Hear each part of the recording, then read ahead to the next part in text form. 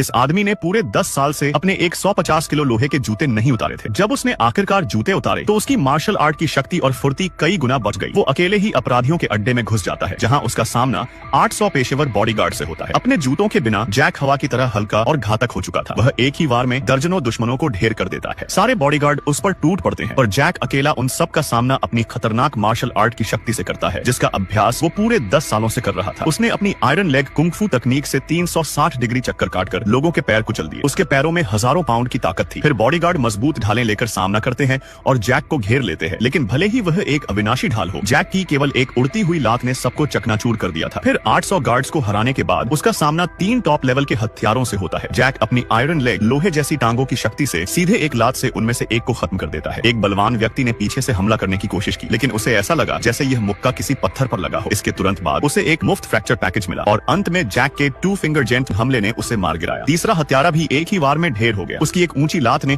उसे हवा में ही मार दिया। फिर उसने अपनी गर्लफ्रेंड और उसके पिता को ढूंढ लिया। तभी इन सब के पीछे का असली मास्टरमाइंड सामने आता है। गर्लफ्रेंड के पिता ने उसके अपराधों के सबूत पुलिस को सौंप दिए थे, इसलिए वह मास्टरमाइंड इस पिता और बेटी को धीरे धीरे प्रताड़ित करना चाहता था। उसके पास एक गोल्ड मेडल हत्यारा था, जो असल में जैक का गुरु भाई है। उन्होंने बचपन से ही आयरन लेग स्कूल में मार्शल आर्ट सीखा था, लेकिन यह तकनीक केवल एक ही व्यक्ति को सिखाया जाता है। मास्टर का मानना था कि जैक एक मार्शल आर्ट जीनियस है, इसलिए उन्होंने उसे यह हुनर सिखाया। जब सीनियर को यह पता चला तो उसने गुप्त रूप से आयरन शू तकनीक चुराने की कोशिश की, जिसके कारण उसे स्कूल से निकाल दिया गया था। इससे नाराज होकर उसके भाई ने 10 साल तक आयरन फिस्ट लोहे के घूंसे की कला सीखी और एक मिश्र धातु का दस्ताना बनवाया, ताकि वह आयरन लेग का मुकाबला कर सके। अपने सीनियर के भारी मुक्कों का सामना करते हुए जैक ने तुरंत अपने आयरन लेग तकनीक का इस्तेमाल किया। एक ही लात में उसने 10 मीटर मोटी स्टील की प्लेट को तोड़ दिया। सीनियर का आयरन फिस्ट भी कोई कम नहीं था। अगर जैक साधारण व्यक्ति होता तो वह एक ही मुक्के में मर जाता। दोनों के बीच बराबरी का मुकाबला हुआ और 800 राउंड तक कोई विजेता नहीं निकला। लेकिन आखिर में जैक ने मौका पाकर अपने सीनियर की 3 पसलियां तोड़ दी और उसकी दाहिनी टांग को बेकार कर दिया। यह सोचकर कि वह उसी स्कूल का सीनियर है, जैक ने उसे नहीं मारा, लेकिन मास्टरमाइंड के आदमियों ने